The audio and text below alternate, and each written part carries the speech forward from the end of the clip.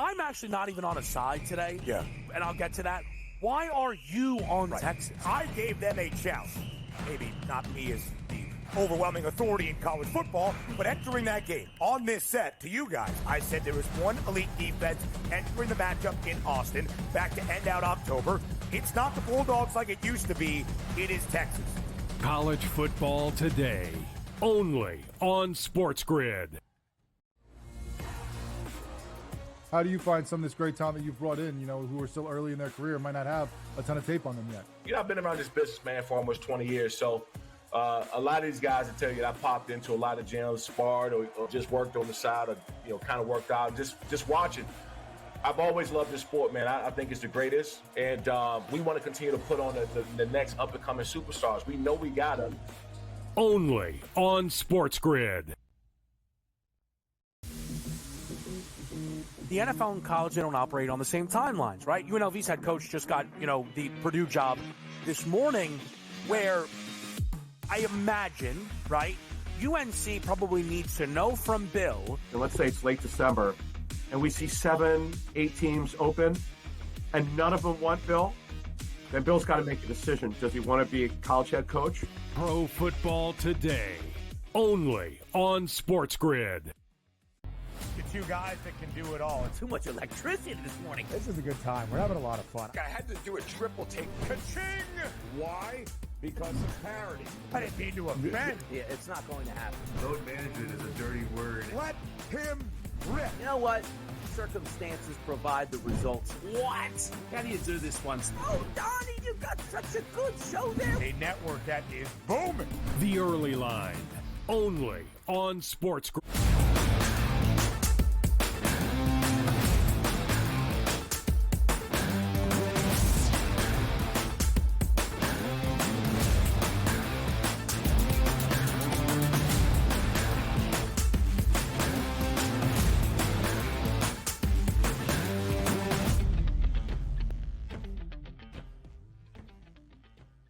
We welcome you to hour number 2, live right here on this Thursday on the Early Line on SportsGrid. He is Donnie. I am Ben. I promise now in our second hour, a focus to start around the National Football League. Thursday night in Santa Clara.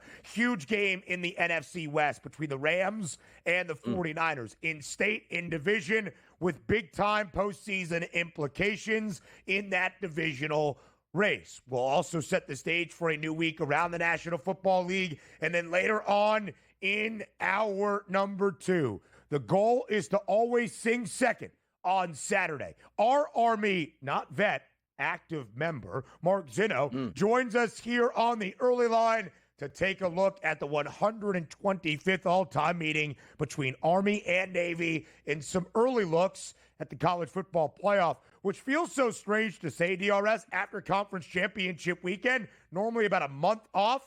We're just over a week away. Yeah, it's fantastic. And also, it used to be like, signifying the end of college football season was the Army-Navy game, but now it looks like it's just like that rebirth. And also, it's not like, hey, nostalgia, Ben, two and 9 programs going together for nostalgia. Like, they're really good football teams that are going to square it up. And I say this, PSA out here. You might look at those 38s and 38.5s and be like, these two teams got juice this year. Then you'll find yourself betting the over in this football game. And then, as I like to say, Ben, the first 13-play, 68-yard drive, 9.5 minutes that ends with a field goal from 21 yards that goes wide left. You're going to be like, yep, this is exactly what I got myself into. The under has hit in the Army-Navy game 17 of the last 18 years. We'll talk about that in just a little bit. But DRS, let's set the stage for week number 15 around the NFL. Only 4 weeks remain in this regular season. So if you are in that playoff race, whether it's a seed line, a division, or just trying to earn a postseason berth each and every week, the importance is added on.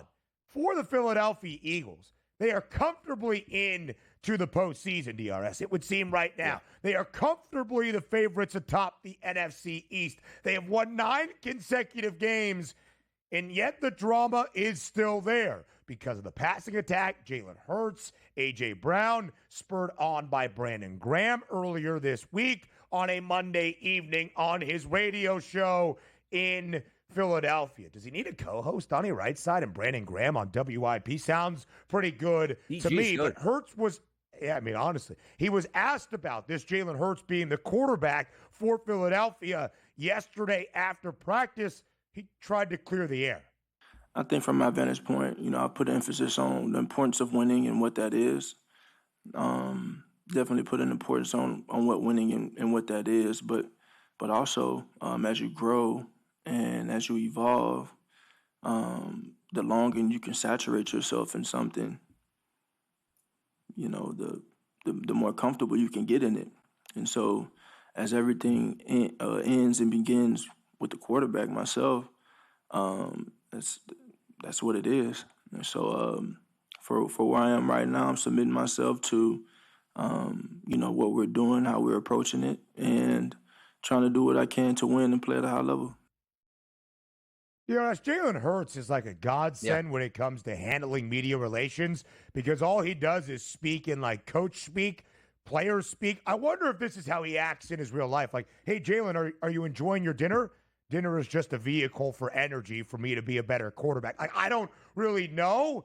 He was kind of talking about the poor performance of the passing game of Philadelphia. Hurts himself has thrown for less than 180 yards in 3 consecutive games, and yet Philly, with the historic running back and Saquon Barkley's performance, is still winning football games left and right. He seems like the nicest, most boring man on the planet. Like me, I gave up monsters. Like I had 2 a day for 15 years. We need to get him a monster contract here to sort of get some energy in there because sometimes you do like your quarterback going on the offensive. AJ, like if I was the quarterback of the Eagles, like I'm sinister sometimes behind the scenes, but like they would ask me at the podium, AJ Brown squawking back there's not getting the football. Yeah, let him squawk. He's not going to get the football anymore. He keeps it up. Next question. Like I would have fun with it and go back and forth. But you understand that this mentality for a professional athlete, you don't get there from just being a nice guy. And if you see any of the workouts that he has, maybe the hardest worker at the quarterback position in the NFL, both from film work and also putting in that time. So he has a little bit of cachet up there to be a little bit more nonchalant, not get himself all worked up into it. But there is something from what he's saying. Most times NFL teams are built on, Ben, it used to be like you have a number 1 running back and a number 1 wide receiver.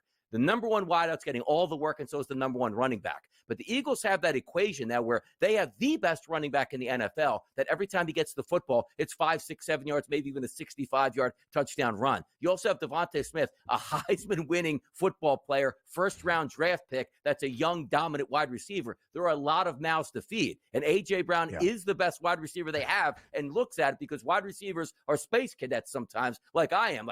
Nobody looks at the scoreboard. Nobody cares. They want to know why they're not eating on the outside. If they were on a 9-game losing streak, but A.J. Brown had 1,600 yards receiving, he'd have the big smile on his face like, yeah, we'll get this thing turned around, man. I think we're headed in the right direction. But a 9-game winning streak where the wide receiver after every game is going like, you better start feeding me that football or things aren't going to go that well. Like, well, what's not going well? We win every game we play. It's just the mentality of the NFL player where everybody wants to eat and win at the same time, and you can't do that. Donnie might be the most disciplined man that I know. Maybe outside of A.J. Brown in terms of commitment to the bit and being the ethos of a number 1 wide receiver. He lives it. He does not just act it. DRS, I mentioned that Jalen Hurts has thrown for fewer than 180 yards in 3 straight games for the Eagles, despite 9 consecutive victories. Do you remember 3 weeks ago? Huge win in L.A. on Sunday night over the Rams. Jalen Hurts threw for 179 yards in a touchdown. 109 of them, and that touchdown to A.J. Brown. That was just 3 weeks ago, and he's still like, this is a disaster. I'm not getting the football enough. I don't care that we're 11-2. I love that guy. I really love that guy. I believe in what he does. Philadelphia, 5.5-point home favorite. Big game on Sunday in the Keystone Clash against the Pittsburgh Steelers. Just some other headlines that you see there. Justin Herbert missing practice yesterday. Chargers, 3-point home favorite on Sunday against the Bucs. We expect Herbert to play. Marshawn Lattimore will be back for the Commanders, or at least is trying to make his Commanders debut this weekend for Washington. They are a hefty favorite in their matchup after the bye. And Kevin Stefanski getting the vote of confidence, DRS, from Jimmy Haslam, the owner in Cleveland, which is the correct call. If they were to fire Stefanski because of Haslam's monumental mistake of paying Deshaun Watson, then he already might be the dumbest owner. He would be even further the dumbest owner in terms of his decision-making in the National Football League. Yeah, exactly. Hey, let's fire Kevin Stefanski and play more. I would love to be an NFL coach. Like, you're going to Cleveland. Oh, I got Deshaun Watson for 2 more years at like $60 million, so I can't do anything. And then by the time we clear him out, we'll win 4 games. We're trying to reset this thing. I'll get fired. The next guy comes in. Yeah, you better stick with Stefanski because that's not a job that very many people want. You know, they'll want that job again once Deshaun Watson isn't in the fold and you can sort of create your own quarterback from scratch and pay him whatever you want, not a fully guaranteed contract. But also, getting back to Herbert, what a shame, too. It seems like everybody every year, Ben, is injured for the Los Angeles Chargers. Like, every superstar has to be injured all the time for multiple years here. We'll see where they go from here, but hopefully Ladd McConkey gets in. He's a tough kid at quarterback, but you love the legs here. Does that affect now his running ability? We'll find out. Multiple injuries for Justin Herbert is never a good sign. DRS, the 425 window on Sunday afternoon, marquee matchups, an underrated one. The Chargers hosting the first-place Buccaneers in L.A. More on the early line, including Thursday night next.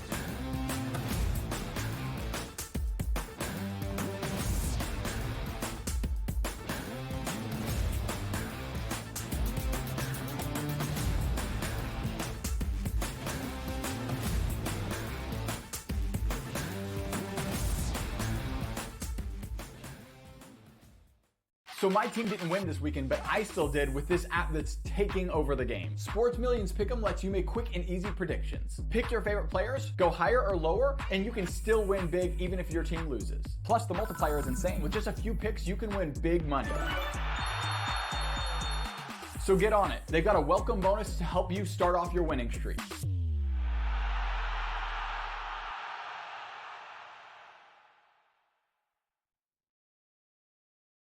Anyone that's been to a sporting event, the atmosphere before a game, I think Game Time Decisions has that same exact atmosphere. This is our arena. This is what we do. There is going to be an energy to Game Time Decisions that you will feel night in and night out. The excitement you get when you lock your bets in, when you're figuring out what you want to do, we can zone in on the biggest games each night. I want this to be the place that people come to before the game starts so they feel as ready as possible to lock in their cards. We are going to hit every single one of those markets that you need to know about. We're going to go through every single thing, and I've got a great team behind me that's going to help me get the job done. There is not going to be a better place, I promise you, than Game Time Decisions to get that new information, react to it, and be able to then bet accordingly. We will have everything at our disposal, and we will use that to our advantage. I'm Kevin Walsh. Tune into Game Time Decisions from 6 to 8 p.m. Eastern on SportsGrid.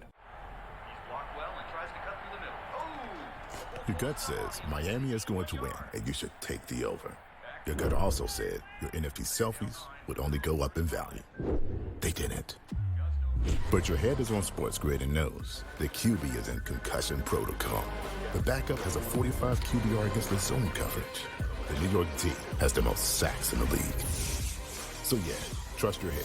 It's smarter to be on SportsGrid.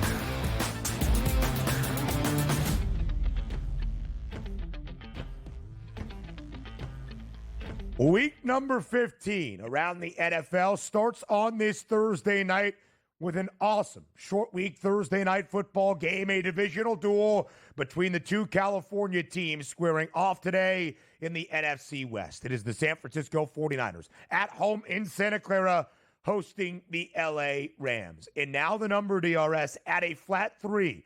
That field goal in favor of the 49ers. Total working its way up despite being a short week from 48 and a hook earlier this week to 49 and a half. Donnie, short week, Thursday night football game. But the implications, the ramifications of what this game means in the NFC West, you really have to put it into context, and it cannot be undersold. The Rams right now, a game back of the Seattle Seahawks after winning a wild and high-scoring game on Sunday at home over the Buffalo Bills. The Niners snapped a 3-game skid on Sunday at home against the Chicago Bears to hold on to just a little bit of life in the NFC West in their playoff outlook. There is the in-division rivalry, the in-state showdown, and, of course, the personal matchup between the two head coaches, Kyle Shanahan and Sean McVay. How do you see Thursday night playing out in Santa Clara?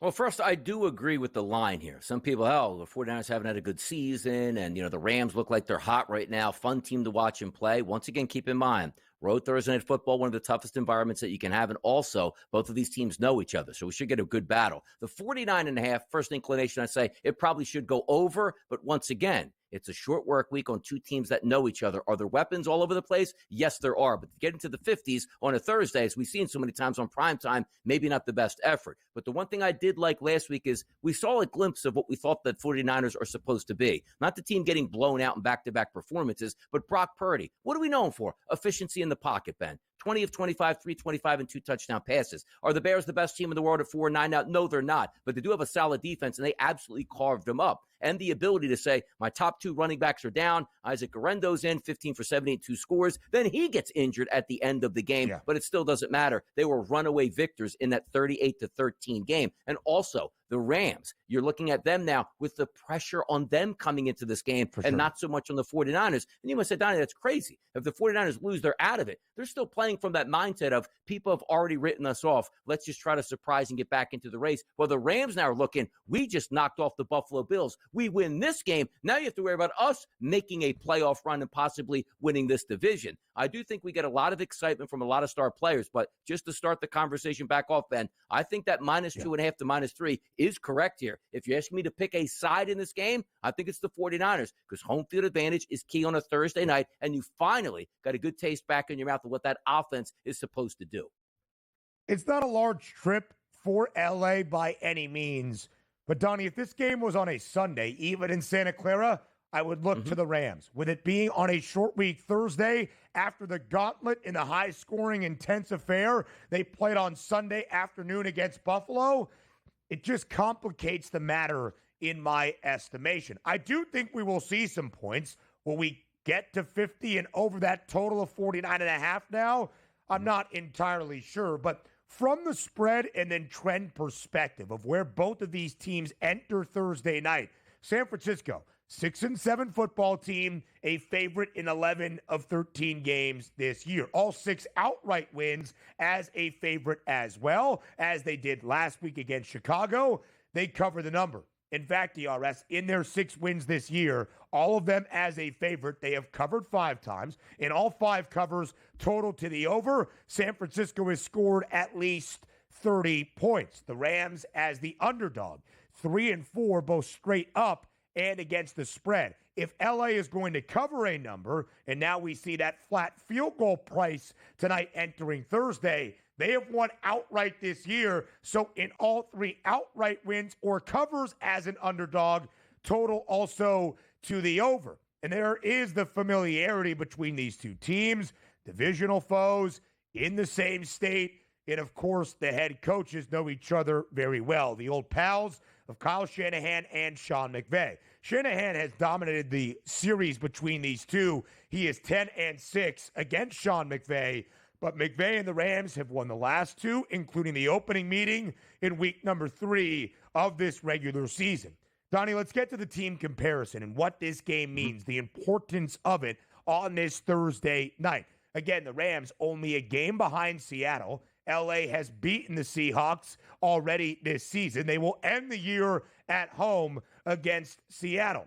Plus 160, the price to win the NFC West. The Seahawks, a slight odds-on favorite at minus 135. The price for San Francisco, despite snapping the 3-game slide, is not overly optimistic at this moment, Donnie. And the reason why is not just San Fran's 6-7 overall record.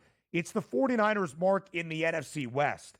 They are 1-3. They have lost to all three divisional opponents this year. That is a very uphill climb to make for San Francisco to contend for a divisional title.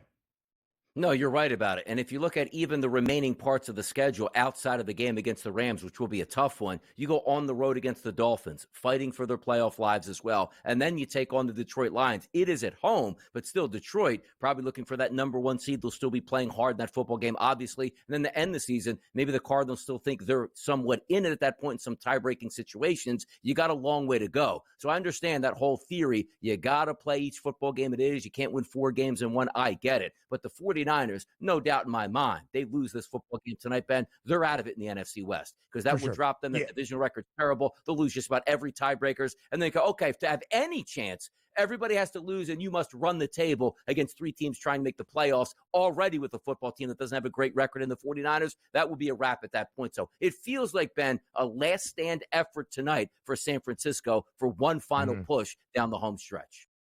And for both of these teams, even the Rams, who are a game above 500, Donnie, the best path to a playoff spot is more than likely win the NFC West. LA's price to make the postseason, plus 156. Their number to win the division, plus 160, because it's an 8-5 Commanders team that is in the final spot to earn that wild card berth to the NFC postseason.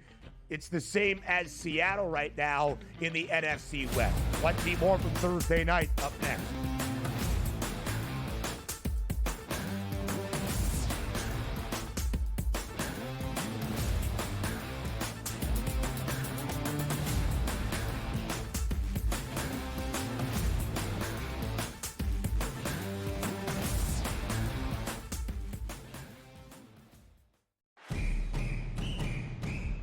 I'm actually not even on a side today. Yeah. And I'll get to that. Why are you on Texas? I gave them a chance. Maybe not me as the overwhelming authority in college football, but entering that game on this set to you guys, I said there was one elite defense entering the matchup in Austin back to end out October. It's not the Bulldogs like it used to be. It is Texas. College football today, only on SportsGrid. Those guys, those rookies, the Pacom Daddies, the Jacob Toppins, right? The Tyler Koleks, those young kids. He wants to get them that check. It means a lot to Brunson. And honestly, folks, it's going to mean a lot to this New York Knicks franchise that's never been back to the Eastern Conference Finals or the NBA Finals since 1999. Betting above the rim, only on SportsGrid. The Bostonian versus the Book. I remember one time, I don't know if Kenny will remember this, I said put 100 on, I think I left it on a text, put 100 on this horse that won, and then Kenny called me back later and goes, hey, I never got the text. And I'm like, no. Oh yeah. Remember that, Kenny? I would never stiff anybody. He texted me as they're loading into the gate, maybe, like, it's too late. The Bostonian versus the Book. The NFL and college, they don't operate on the same timelines, right? UNLV's head coach just got, the Purdue job this morning, where I imagine, right, UNC probably needs to know from Bill. And let's say it's late December, and we see 7, 8 teams open, and none of them want Bill. Then Bill's got to make a decision. Does he want to be a college head coach? Pro football today, only on SportsGrid.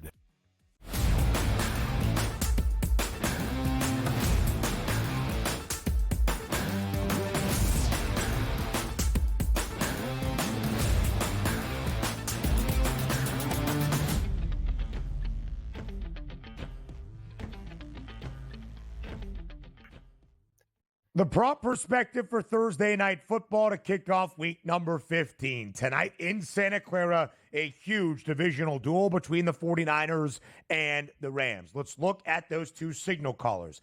Donnie, there is no doubt that when you look at what Los Angeles put out there in terms of offensive production on Sunday against Buffalo, that is the vision. That is picture perfect. Matthew Stafford connecting with Puka Nacua and Cooper Kupp continuously. We see the number tonight for Stafford, 244.5. passing touchdowns prop at 1 and a hook. Brock Purdy, also a highly successful day on Sunday, more than 330 yards. George Kittle had the most receiving yards, but Jawan Jennings was the guy to hit pay dirt. San Francisco, of course, their season defined by injuries. No Brandon Ayuk. We'll talk about the running game and what San Francisco will have defensively in just a moment. But how do you compare these two QBs entering Thursday night?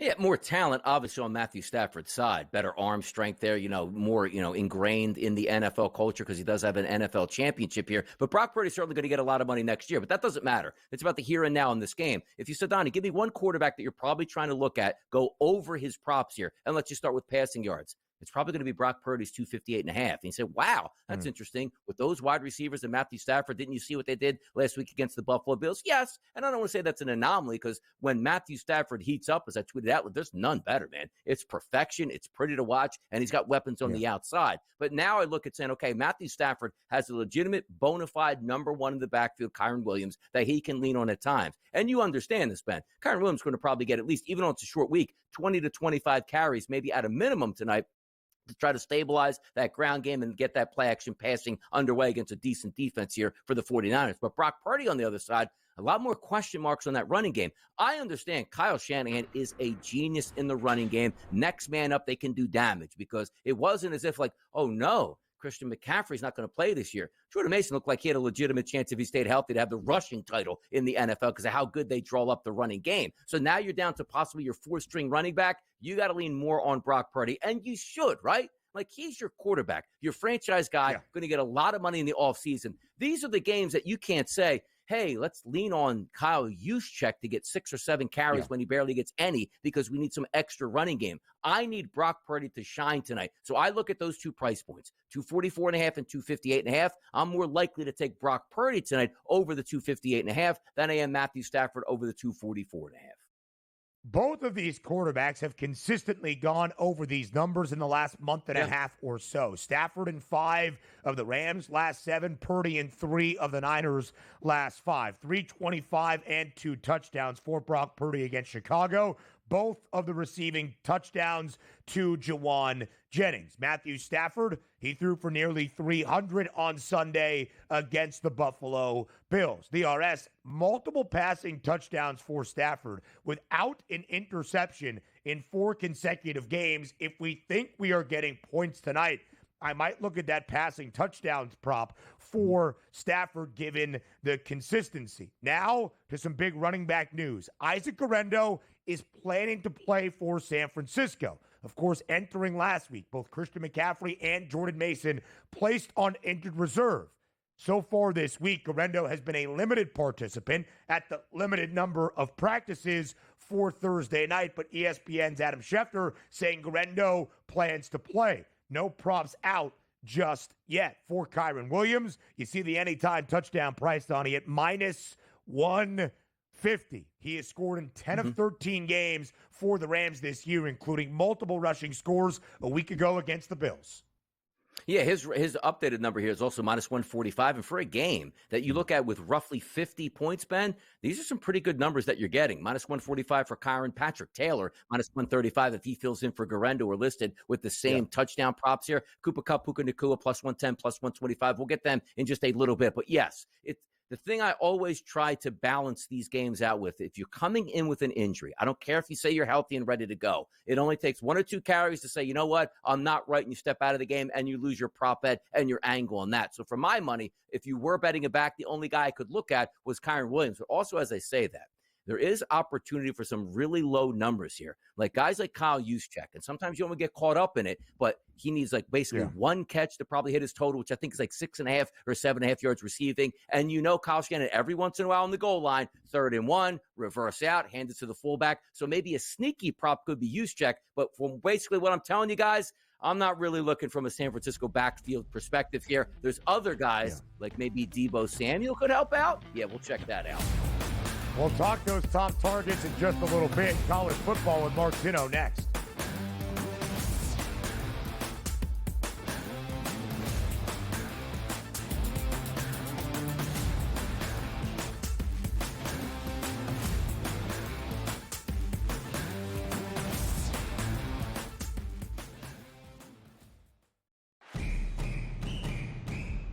I'm actually not even on a side today. Yeah. And I'll get to that. Why are you on Right. Texas? I gave them a chance. Maybe not me as the overwhelming authority in college football, but entering that game on this set to you guys, I said there was one elite defense entering the matchup in Austin back to end out October. It's not the Bulldogs like it used to be. It is Texas. College football today, only on SportsGrid. How do you find some of this great talent that you've brought in, who are still early in their career, might not have a ton of tape on them yet? I've been around this business, man, for almost 20 years. So a lot of these guys will tell you that I popped into a lot of gyms, sparred or just worked on the side or, kind of worked out, just watching. I've always loved this sport, man. I think it's the greatest. And we want to continue to put on the next up-and-coming superstars. We know we got them. Only on SportsGrid. The NFL and college, they don't operate on the same timelines, right? UNLV's head coach just got, the Purdue job this morning, where I imagine, right, UNC probably needs to know from Bill. And let's say it's late December, and we see 7, 8 teams open, and none of them want Bill, then Bill's got to make a decision. Does he want to be a college head coach? Pro football today, only on SportsGrid. The two guys that can do it all. Too much electricity this morning. This is a good time. We're having a lot of fun. I had to do a triple take. Ka-ching! Why? Because of parity. I didn't mean to offend. Yeah, it's not going to happen. Load management is a dirty word. Let him rip. You know what? Circumstances provide the results. What? How do you do this once? Oh, Donnie, you got such a good show there. A network that is booming. The Early Line, only on SportsGrid.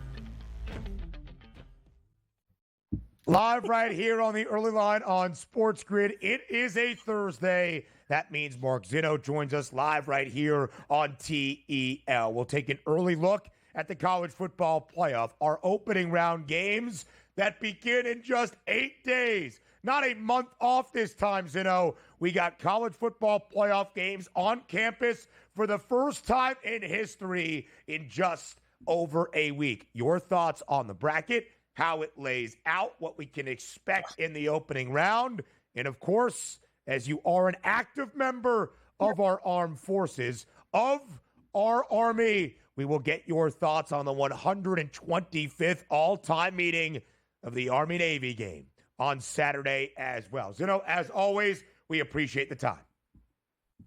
Great to be here with you as always. There's nothing better I love, as DRS will confirm, that any conversation we have in a break here is making Ben's face literally frozen with his jaw nearly on the desk. It's something that I said. There you go. That does happen often. Mark Zinno was talking about Bill Belichick. Maybe we'll get into that in just a little bit. But Zinno, let's start with the college football playoff. And as we look at the bracket, we have detailed it numerous times. You know those 4 teams that are getting the opening round bye. We have our first round matchups on the outside. Zinno, you can really take this wherever you want to go. If they got the field correct, if the bracket makes sense, given the current reality, of course, understanding that some fixes need to happen. What was your initial reaction? Where do you stand right now on the first ever 12-team field of the college football playoff? I'm not really here to have an argument about Alabama versus SMU versus Clemson. That's a waste of time. What I am here to have an argument about is it finally dawned on me when this thing came out who the real villains of college football are. And they are the Big 4 conference commissioners. Because I have literally cannot wrap my head around the idea that the 3rd and 4th best team in the country is Boise State and Arizona State. Like, stop it. This is a joke. It's a literal joke. You should BCS the hell out of this thing. Take the top 12 teams, 1 through 4 get a bye, and let's all move on.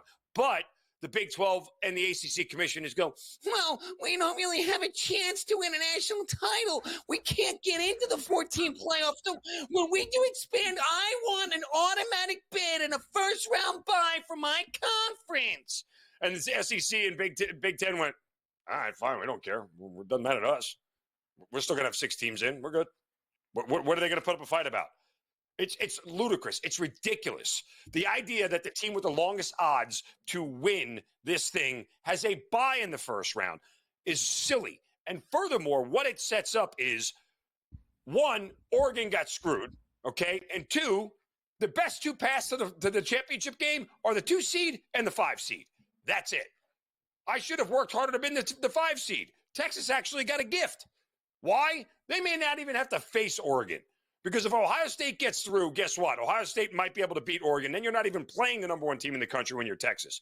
And Georgia got the easiest damn path you could ask for.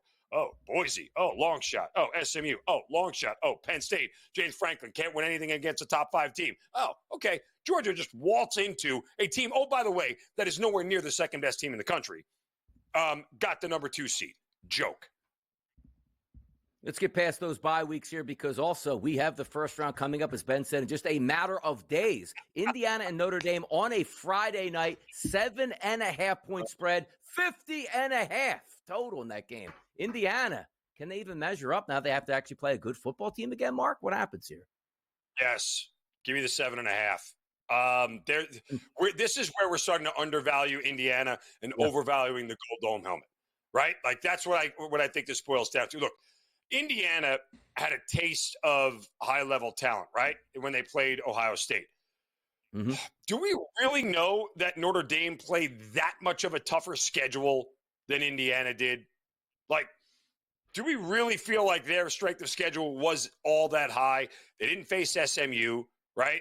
They didn't face Miami, if I remember correctly. I don't have the schedule in front of me.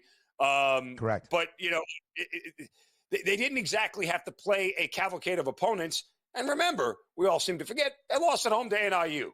So with all this there, I can look objectively at Notre Dame and go, they didn't face Clemson. They didn't face Miami. They didn't face SMU. Who did they really play from the ACC? Florida State. Does Louisville count? Yeah, but it was a home game. I mean, and they barely won it. I like Indiana here plus the points. So Notre Dame playing a non-MAC opponent has been ruthless this year. They are 9-0-1 against the spread. They are averaging nearly 44 points in those 10 games. They have gone over in 8 of the 10. Here's why I lean with Indiana as well. IU still has the best rushing defense in the sport as they put on display against Ohio State, even in that elevation of competition. And that's what Notre Dame is. Notre Dame is the closest thing to a service academy in terms of how the offense is orchestrated this year outside of a service academy. DRS never changed, by the way. Zinno goes on his soliloquy that includes a questionable impression of ACC and Big 12 Commissioner Jim Phillips or Brett Yormark, and you don't even respond to it. What? I don't even know who those guys you are. Just let it. Yeah, you have no idea. Here's the thing that I would say in response. I would agree the ACC and the Big 12 needed a bye in this current format to allow expansion to be the case. I don't think either league was happy with how things panned out in the assessment of the committee. And I don't actually think the SEC was all that pleased with allowing a bye to happen, which will lead to expansion once again. I would have had a problem with them saying we get an automatic bid. But if they're not ranked 1 through 10 or 1 through 9, guess what? Your ACC, your Mountain West, or your Group of 5, and your Big 12 are seated exactly 10, 11, 12. They're the bottom 3 seeds. Like BCS it, okay? And if you're outside the top 12 and you are a conference champion, then you move to the very bottom, not the top 4 on the list. Yeah, so but let me just respond to that too. Yeah, go ahead. Yep. We should, and we probably are. I don't exactly know how the contractual obligations work, but Zinno is correct. I think a lot of people have looked at this current format and said, all right, in the reality of the 12-team expanded field, we can offer up automatic bids for conference champs, but a guaranteed opening round bye as 4 of the 5 highest ranked conference champions Now that needs to change, of which I would agree. Zinno, you gave your thoughts on Indiana and Notre Dame in South Bend. It is our first game of the college football playoff opening round, exactly 1 week from tomorrow of the triple header on Saturday. To you, which is the most compelling and perhaps the most competitive of our matchups? Well, obviously, you're going to look at Tennessee and Ohio State sort of as a game that's going to be probably closer than the other ones. Look, Ohio State is a wounded duck right now. I guess pun intended after Oregon. But, this is a team that, kind of has to find itself and has to really rely on their head coach to get him out of this whole thing. They've still got that sour taste of the Michigan loss in their mouth. But I think that, if you had to give them the worst matchup in the first round outside of having to play Texas, Tennessee was the second worst team that they could have faced, just given the style that they play. The Tennessee defense is very, very good. And guess what? The Ohio State offense still leaves a lot to be desired, as we saw when they played Michigan, that they can struggle at certain times and can't convert in big spots. So I think that's the most competitive one. I'll tell you my best bet of the first weekend here. Penn State SMU over 53.5. Love it. Have we forgotten, I guess we don't think that Penn State actually has a good offense, but they really do. Drew Aller and company have really put together a very good, potent attack. They just dumped 37 on Oregon, who's got a defense in the country, and SMU can score pretty much on anybody. So I think Penn State at least gets to 30, SMU gets to 24, and we get home on this one. And in 6 games that the SMU has played, at least since the BYU game, with teams that have a winning record, they allow 25 points plus in a lot of those matchups. Army-Navy, Saturday. Who's going to sing second? Mark Zinno tells you next.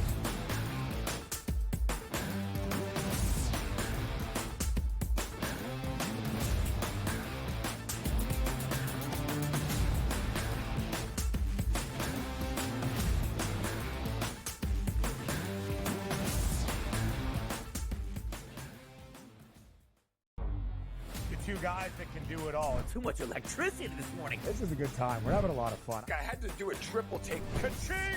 Why? Because of parity. I didn't mean to offend. Yeah, it's not going to happen. Load management is a dirty word. Let him rip. You know what? Circumstances provide the results. What? How do you do this one? Oh, Donnie, you've got such a good show there. A network that is booming. The Early Line, only on SportsGrid. Uncle Stevie can just walk up the aisle like he's at the supermarket. I'll get a starting pitcher here, I'll get a closer here, I'll get a first baseman here, and he'll just keep throwing things in the cart because there is no limit. Now he's gone, so they got to go get arms to make that team better. Because the bottom line was they were just outclassed by the Dodgers. Let's face it, they got their ass beat. Pharrell Coast to Coast, only on SportsGrid. OU is definitely better than Syracuse. Miami's lost by 4 and by 5. But that offense is so good. Right. You cannot run away from them. But the perception is, if we're talking about those two teams, Oklahoma's just this blue blood program, and Syracuse and Georgia Tech are not. Right. So that's why we give you a reason to keep out Miami from the playoff. Game time decisions, only on SportsGrid. How do you find some of this great talent that you've brought in, who are still early in their career, might not have a ton of tape on them yet? I've been around this business, man, for almost 20 years. So a lot of these guys will tell you that I popped into a lot of gyms, sparred or just worked on the side or, kind of worked out, just watching.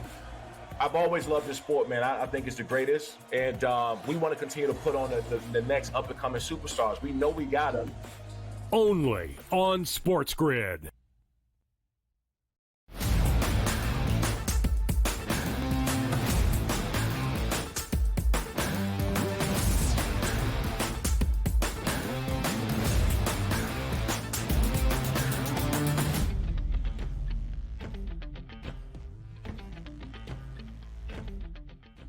For the 125th time, it's the Army-Navy game on Saturday between the Black Knights and the Midshipmen. Our active member of the Army, that's Mark Zinno, joining us here on this Thursday on the Early Line on SportsGrid. You know where his allegiance lies. but really for all of us, our allegiance lies to this game, a rivalry between two bitter foes on the football field on Saturday, and then teammates off of it for the foreseeable future. Zinno, as we look at the odds, 6.5-point spread in favor of the Cadets, a total that is as high as we have seen in the Army-Navy game since 2019, standing at 39.5. And Zinno, DRS made mention of this earlier.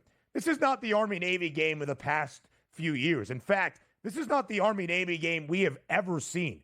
We have two great football teams squaring off in Landover on Saturday afternoon. 11 wins for Army, 8 wins for Navy. 19 combined wins between the two programs, the most we have ever seen for both teams entering an Army-Navy game. What will the result look like on Saturday afternoon at Northwest Stadium? Well, I mean, Army's going to win the game. I mean, I'm just being objective about that, but also passionate. Right. That's it. Them covering the numbers is a different conversation. Now, when this thing opened at 7, I can't tell you how excited I got and prayed that it went to 7.5, because if it had, boys, and I'm looking you dead in the eye, I would have hammered the midshipmen like you would not have believed, period. Look, there's an interesting situation here that's never materialized before that we have to account for. You know what Navy did last week?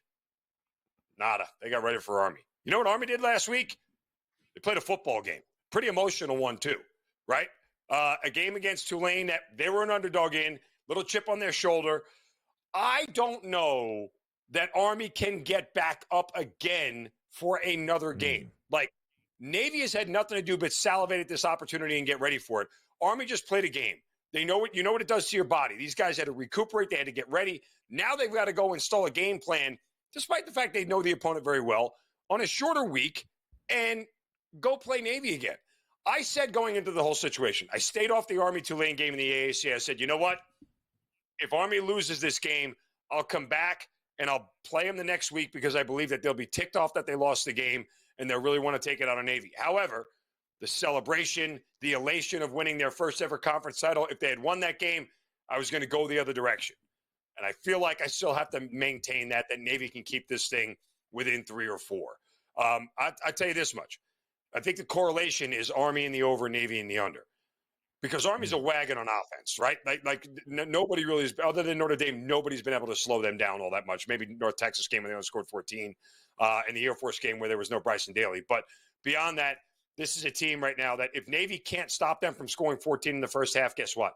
This game is dead for Navy, that is. And I think Army will run away with it because their defense is also really good. Go ahead.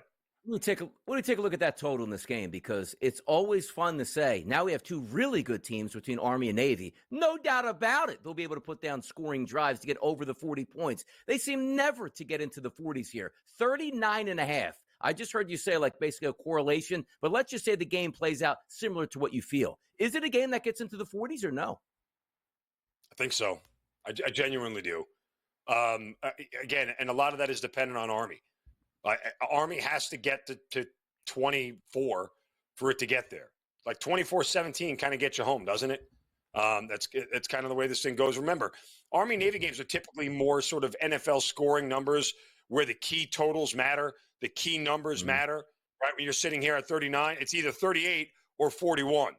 You know, there's just not enough scoring drives for the most part in these games where you can get 2 field goals instead of a touchdown, and all of a sudden 39.5 as opposed to 40 becomes a real thing, right? Whereas it's 38 or 41, you know, you get 21-17 or you get 24-17, right? That's the difference. So I take that into account when these two teams play. But, you know, look at Army's team total at 23.5.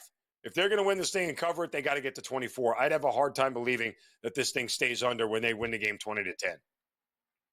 Much like my best bet for the American Championship game last week, of which Army played in for the first time and won a conference title for the first time in program history, often an independent, Bryson Daly, multiple rushing touchdowns. It was plus 220 last week, a number that never made sense and frankly was incorrect. He had 4. He has 29 this season. It is tied for the most in the nation alongside Boise's Ashton Genty.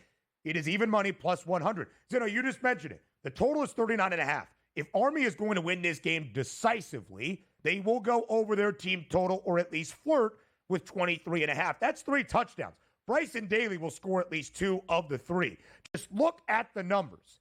It's a really good number in my estimation. It is where Army has the biggest advantage in this game. On defense, the Naval Academy is not great slowing down the run this year. They allow 160 rushing yards per game. That is where Jeff Monken and the Black Knights have the upper hand in my estimation. And Zinno, look at those numbers. You are right. This is a historic game. We have never seen Army in the more than 130 years of its football program win a conference championship game and then have to play in the Army-Navy game the following weekend. We have never seen an Army football program win 12 games in a season, and for the first time, since 2017, some additional stakes. These 2 programs will play for the Commander-in-Chief's trophy, the battle between the 3 service academies. Both the mids and the cadets beat Air Force this year. It really is, an atmosphere for the Army-Navy game we have not seen in a long time. Yeah. And that's, listen, it adds all to more of the pageantry and everything else and, what comes with Army-Navy. Manifestly, though, when you get rid of all that stuff, I just think Army is a better football team on both sides of the ball. They really are. And they kind of, I know Navy started the season a lot hotter than Army did as far as scoring and everything is concerned. But when the schedules got deeper, Army really showed their true colors. They're good on both sides of the ball. And as you mentioned, I think their defense really kind of puts the clamps down on Navy as well. Will Mark Zinno be joining the cadets in singing second on Saturday afternoon? That we would expect, as the Black Knights are a 6.5-point favorite. The 125th Army-Navy game on Saturday. Thursday Night Football up next.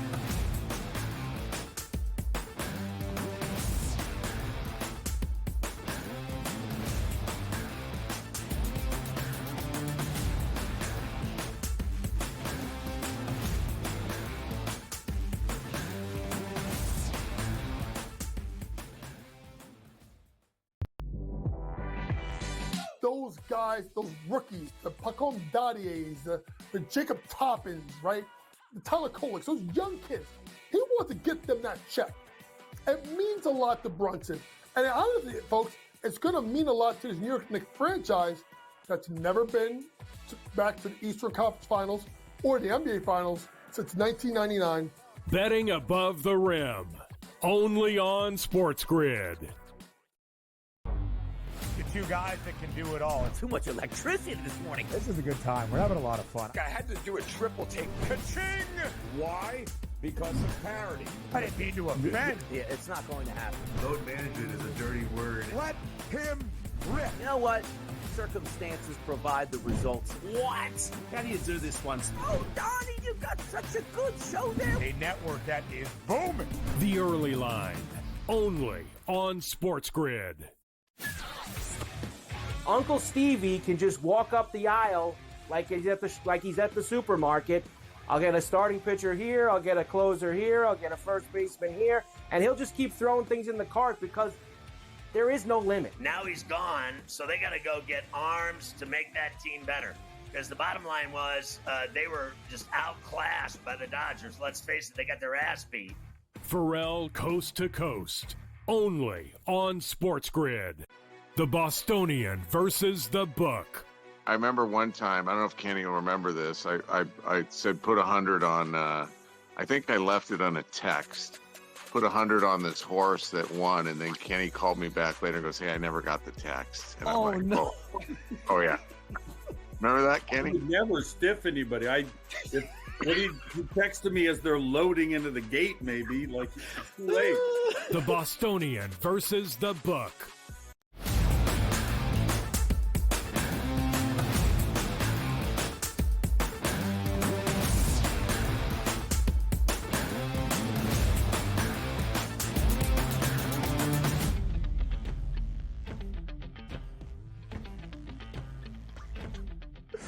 We're having some fun here on a Thursday on the Early Line on SportsGrid. I can't see that right now. All right, let's go. What base is Mark on? Why is he having communicate? What base is he on right now? Is he Ramstein? What is that over there? Where is he? Long distance communication. Long distance communication. Look, we're trying to get it in here. Get the guy some Starlink down there. I mean, let's get him some action at this point. Having some fun here on a Thursday. Getting ready for the Rams 49ers. Like, we need the input from Mark in this game here. But by the way, Army Navy on Saturday. It should be a blast. It should be a good one. BWS has his bets picked out. He's going to be rocking and rolling. Friday's going to get you ready for one of those best bets there. But do we have Mark yet back? Do we have him? Hey, you can't do that, man. You can't. Why not? You can't drop a. You can't drop a star. I'm here. Drop a Starlink on him like that. We're back up. Biggest military budget in the world. We can't get our guy live on VMix. You're kidding me. I don't know. Listen, blame Apple. All of a sudden, it decided to stop working on me. Yep. Oh, do we have? I don't even know if I can collect myself. That was really good. We can. Oh, are we? I don't think we're there. Man. All right, we gotta. What are we doing, Joe? Are we moving on? I'm talking to our producer, Joe Frieso, live over the air. Do we thank Mark Zinno? I mean, is that you? Who messed it up? Is that USAA that messed it up? Is that Navy Fed? I mean, what is it? The VA? Who are we blaming on this one? We got to be blaming somebody. Certainly not Navy Federal. Yeah. Is he though? He just froze again. Here. Oh man, this is. You talk about give him a phone. Clips. Come on, we'll get it. Mark Zinno, are you there? Let's hear you. I'm There we here. go. I'm here. But we're getting. All right. Anyway, Zinno, let's talk about Thursday Night Football, shall we? And maybe we get your insight on it after I set the stage. 3-point favorite for the San Francisco 49ers entering the start of Week 15. Total at 49.5. Zinno, familiar foes. Huge divisional duel with big implications for that NFC West race. What do you like tonight in Santa Clara? No way. Come on, Donnie, come on. I first half over 24. I love Come this. on. This is I can't even do it. We got to go. Ben keeps teeing it up. I love it. Like, Ben keeps teeing him up, give it to him, then we tee it up again. Zinno, thanks for being here. We love you, man. We'll talk to you next week. Have a great Thursday night. Hope you get to sing second. Go Army. Beat Navy. Yeah. I mean, that's as electric as they come to start off a segment. DRS, we've already kind of talked about the game. We will more on the other side. Yes. The one thing we didn't really get into is those pass catchers for tonight. Of course, for L.A., Puka Nacua, Cooper Kupp. On the other side for San Francisco, Juwan Jennings, George Kittle, or maybe a Deebo Samuel sighting on this Thursday. Take it away. Yeah, I love to buy into those scenarios, Ben, because we're always looking at the X's and O's, how many catches you have, how many touchdowns you have, how many yards you have. But sometimes there's something to it where the wide receiver's like, I'm angry. The quarterback's like, I know I have to get you the football. The head coach goes like, boy, we'd love him to participate more. And you see the past 4 games, he's been obsolete in that offense. And this isn't one of those like, well, what do you want him to do? Ayuk's awesome. Kittle's awesome. Purdy's running with his legs. Christian McCaffrey's in the backfield. It's just not his time yet right now. No, it should be his time. Like, Juwan Jennings shouldn't be your number one wide receiver. It's supposed to be Deebo Samuel. Look at that paycheck. Look at the performance over the past couple of years. When does he step up? But the people are buying in, Ben, because Monday, Tuesday, this line was like 46.5 for receiving prop for Deebo Samuel. Now it's up to 49.5. And I teased it when we were talking about earlier. It's not even necessarily that passing prop, the receiving prop number. I might be looking into a rushing and receiving. If you're down to your 4th-string running back and Deebo's not getting the carries, I don't understand. I'm not talking about 6-7 carries, but at least 3 or 4 of those. I got burned in that night game in Buffalo where it's like, this is the perfect Deebo weather game. He didn't even get a carry in that football game, Ben. So I don't know if I'm going to get burned again, but it feels like sooner than later, he should have a come-out performance, no? Yeah, DRS, I completely agree. I mean, you have to get him incorporated. One of the reasons that you could argue over the last few years that it's not Brock Purdy as a game manager, but Brock Purdy taking advantage of all the talented assets that he has is because if McCaffrey goes down, all right, you still have Ayuk, Deebo, and George Kittle. All right, Brendan Ayuk is not there. Juwan Jennings has stepped up in a big way, but you would still expect, DRS, as this season has been defined for San Francisco by injuries, that if Deebo Samuel has been fully healthy, he's been banged up a time or two this season, he should be involved in the offense, and a big reason the offense is still highly productive. It has not been the case. We'll talk more Thursday night when Hour 3 starts. What an end to our second hour here on the Early Line on a Thursday.